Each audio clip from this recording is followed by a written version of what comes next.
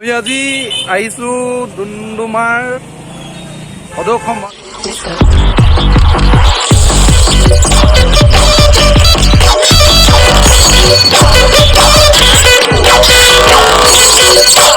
সদৌখন ছাত্ৰ সন্থাই কেন্দ্ৰীয় শিল্পী দিৱস আয়োজন কৰিছে তালৈ আহিছোঁ আমি আজি শিল্পী দিৱস পতা হৈছে ইয়ালৈ আহিছোঁ ইয়াত আজি প্ৰথম দিনা আছে প্ৰথম দিনা চাবলৈ আহিছোঁ বলক আজি চাওঁগৈচোন কি আছে ইয়াত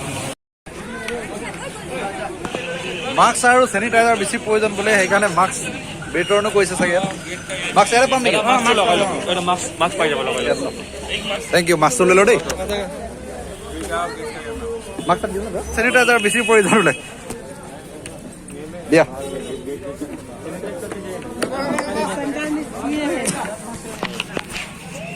আমি সোমাই গৈ থাকোঁ বলক এবাৰ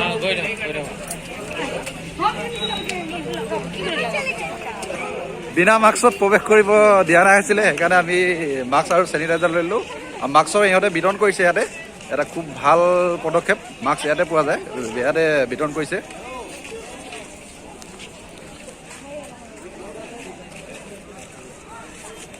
প্ৰথম ভিতৰৰ তোৰণখন চাব পাৰে কি ধুনীয়া ইয়াত বনাইছে ইয়াত ষ্টেপটো চালে এবাৰ আপোনালোকে দেখি পায় কিমান ডাঙৰকৈ কৰিছে এইখন আমাৰ বিহুৰ শাৰীবিলাক দেখাইছে ইয়াত তোৰণখনতে দিয়া আছে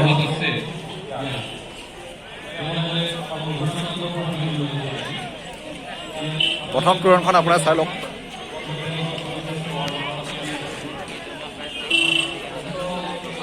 এখন প্ৰথম তোৰণখন আমি মূল প্ৰেক্ষাগৃহটো দেখাব বিচাৰিছোঁ কি ধুনীয়াকৈ বনাইছে এবাৰ চাব পাৰে কিমান ডাঙৰকৈ বনাইছে ষ্টেকৰ সন্মুখৰ ফালে প্ৰৱেশ কৰি গৈ আছোঁ ষ্টেকৰটোত প্ৰৱেশ কৰি মানে মূল মেইন প্ৰথম সোমাই যোৱাৰ ফালৰ পৰা বল গৈ থাকোঁ আপোনালোকে ষ্টেজটো চালেই আপুনি গম পায় কিমান ডাঙৰ যেন লাগে প্ৰায় মানুহ 600-500 মান এনেকুৱা ধৰিব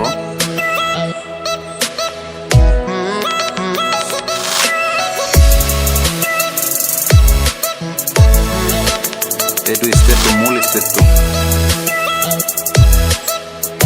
মোৰ পাছফালে চাব পাৰে এটা ঘৰ বনাইছে খুব আমাজিং টাইপৰ বনাইছে তোমাৰ মাজতে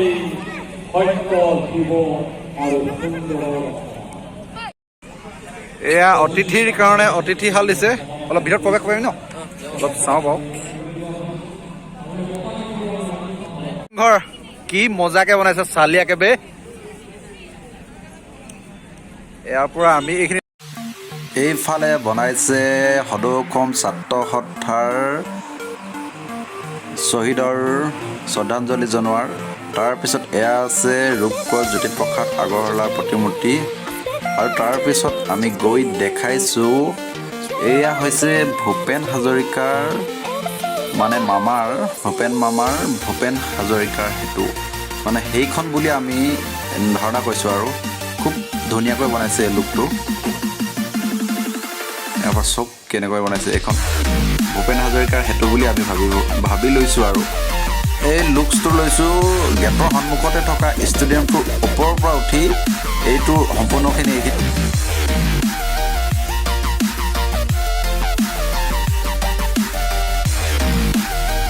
এইবাৰ মই দেখাবলৈ লৈছোঁ অধিৱেশনত কিহৰ বিপণী আছেনো বিপণীবিলাক আছে কাপোৰৰ আছে খুব আৰু এনে ফাষ্টফুডৰ আছে আৰু গ্ৰন্থমেলা আছে আৰু কাপোৰৰ যিবিলাক আছে নহয় খুব ধুনীয়া আছে অলপ ট্ৰাইবেল জাতীয় বস্তুবিলাক আছে ট্ৰাইবেলৰ মৰফালা আছে সৰু ফুট আছে সৰু ল'ৰা ছোৱালীৰ কাৰণে আৰু গহনা মণিপুৰীয়ান এছিয়ানছৰ গহনা আছে আৰু চাবিত লগাবৰ কাৰণে খুব ধুনীয়া কিবাকিবি বস্তু আছে আৰু আইনাৰো গ্লাছ মানে যিবিলাক বাহিৰৰ পৰা অনা আছে আৰু টুপি কাপোৰ পূৰা আমেজিং টাইপৰ বস্তুবিলাকে আছে বাৰু সেইখিনি গোটেইখিনি ট্ৰাইবেল মানুহে বনোৱাই বস্তু হয় আৰু দেখিলে লওঁ লাগিব বাৰু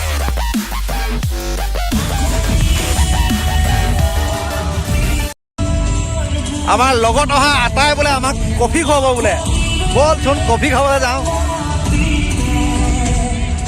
অহা কালিলেও এই শিল্পী দিৱস আছে। অহা কালিলে জুবিন আহিব বুলি কয়। যিসকল ব্যক্তিয়ে জুবিনক একেবাৰে ওচৰৰ পৰা চাব বিচাৰে আহিব দেই, ডুমডুমালৈ আহিব।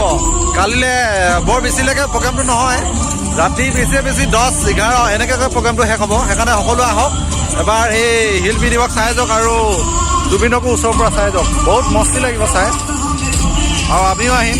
সকলোৱে যাতে আনন্দ উপভোগ কৰোঁ। আহক আমি কফি খাই লওঁগৈ।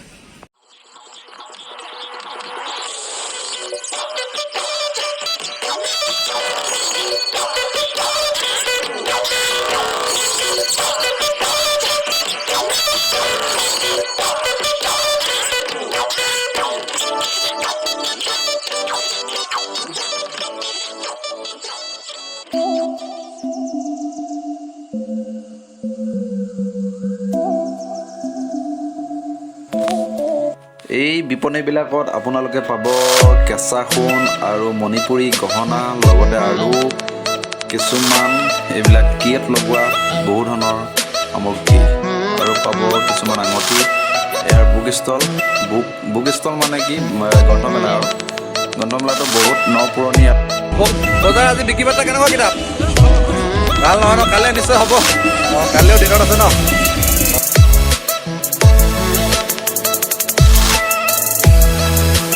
ওপৰ ফালৰ পৰা ষ্টেকৰ লোকেশ্যন। প্ৰথম সোমাই যোৱা তোৰণখন কিন্তু আমাৰ দেশত ল'বলগীয়া তোৰণ হয়, বহুত ভাল। সেইকাৰণে তোৰণখন চাই বহুত আমেজিং লাগে। এয়া চাব পাৰে বহুত জনগোষ্ঠীয় ইয়াৰ ছবি আঁকিছে। তাৰ লগতে আমাৰ মৰাণৰো এইজনী নাচনী ইয়াত দেখিবলৈ পোৱা গৈছে। তাৰ সাজ পোছাকৰ সৈতে কিমান ধুনীয়াকৈ দিছে। অকল তাৰে নহয়, এই গেটখন হৈছে ডুমডুমা টাউনখন চাহৰ টাউন বুলি কোৱা হয়। সেইকাৰণে ইয়াত চাহৰ গছৰ পৰা এই টাউনখন বনোৱা দেখা গৈছে।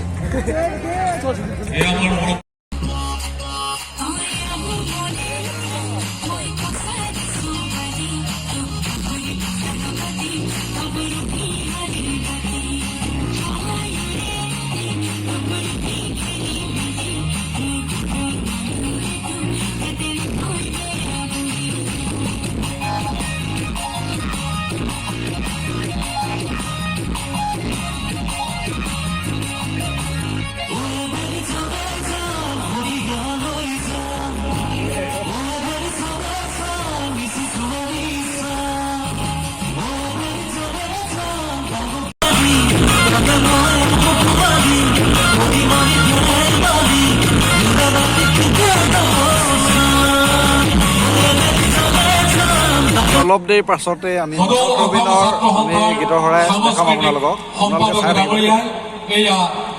আমাৰ মানৱ ৰবীনক আদৰণি জনাইছে। আমাৰ শ্ৰদ্ধাৰ এয়া দেৱেন ডেকাদেৱে তেখেতক এটি জাপিৰে এয়া বিটু আৰু দেৱেন্দ্ৰ সুন্দৰভাৱে তেখেতক আদৰণি জনাইছে আমাৰ মাজলৈ। খুব ধুনীয়াকৈ মানৱ দাক আদৰণি জনাইছে এটা জাপি দি।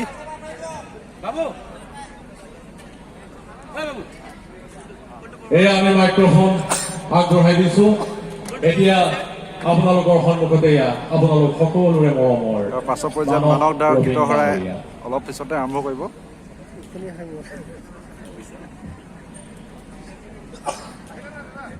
ত্যাগ কৰি অসমৰ সংস্কৃতিৰ পথাৰখন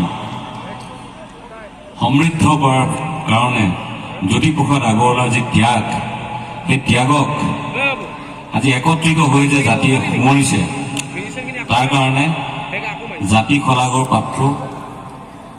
আৰু অনাগত দিনত সহস্ৰজনক সেই পথেৰে বাট বুলিবলৈ আগ্ৰহী।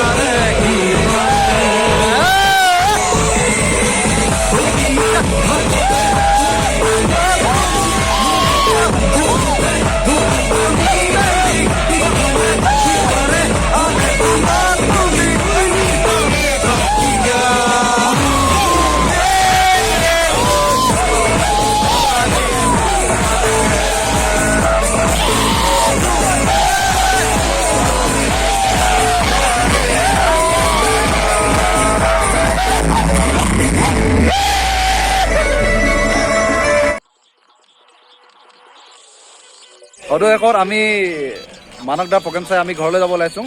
যদি এই ব্লগটো চাই ভাল লাগে আপোনালোকৰ লাইক শ্বেয়াৰ আৰু কমেণ্ট কৰিব। আৰু আজি শুভৰাত্ৰি বুলি মিনি আজি ব্লগটো ইমানৰ পৰা সামৰিম।